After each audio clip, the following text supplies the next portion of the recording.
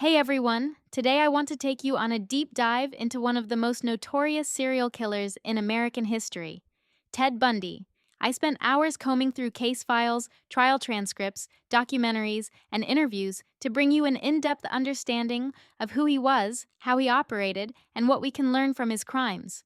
Bundy is often remembered for his charm, intelligence, and the horrifying reality of his actions. He killed at least 30 women, though the real number may never be known, and his story is a chilling lesson about how appearances can be deceiving. Ted Bundy was born on November 24th, 1946. His early life was complicated, raised by his grandparents and believing his mother was his sister initially.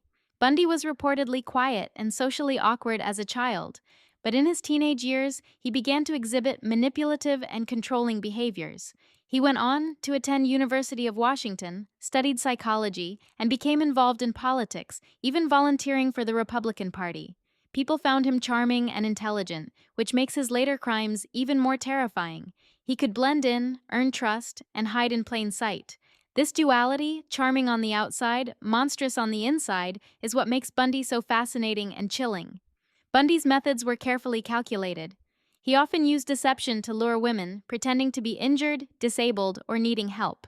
Once the victim let their guard down, he would abduct them. He sometimes returned to crime scenes, took trophies, and even revisited victims' homes.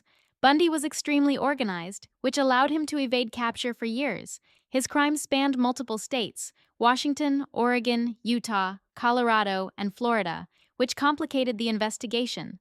The cross-state nature of his killings also highlights how law enforcement coordination was much less advanced in the 1970s.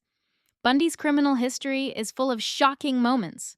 He was first arrested in 1975, but managed to escape custody twice.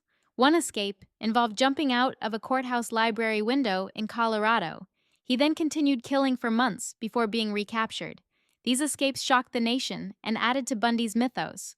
They also exposed vulnerabilities in the criminal justice system at the time, showing how someone so intelligent and cunning could exploit gaps in security. Bundy's eventual capture in 1978 marked the end of his reign, but the trials that followed would capture the nation's attention. Bundy's trials were media spectacles. He often represented himself in court, using his charm to manipulate proceedings. The trials were televised, which brought unprecedented national attention to the case. He faced multiple charges, and evidence included eyewitness testimony, forensic evidence, and some of his own confessions. What struck me during my research is how meticulous his planning was, and how he often tried to twist court procedures in his favor. The trials also introduced the public to forensic psychology techniques, as experts testified about his behavior and potential motivations. Bundy was finally executed in January 24th, 1989.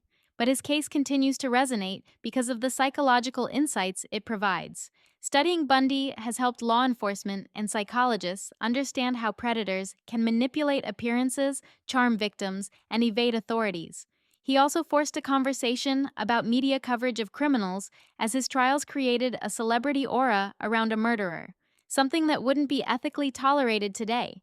Bundy's story is a cautionary tale about trust, perception, and the darkness that can hide behind charisma. After diving deep into Ted Bundy's life, crimes, and trials, the main takeaway is simple: appearances can be deceiving. His story is horrifying, but it also gives us insight into criminal psychology, law enforcement evolution, and media ethics. If you found this deep dive insightful, make sure to like, subscribe, and hit the notification bell for more detailed crime breakdowns. Drop your thoughts or questions about the Bundy case in the comments. I'd love to discuss this further.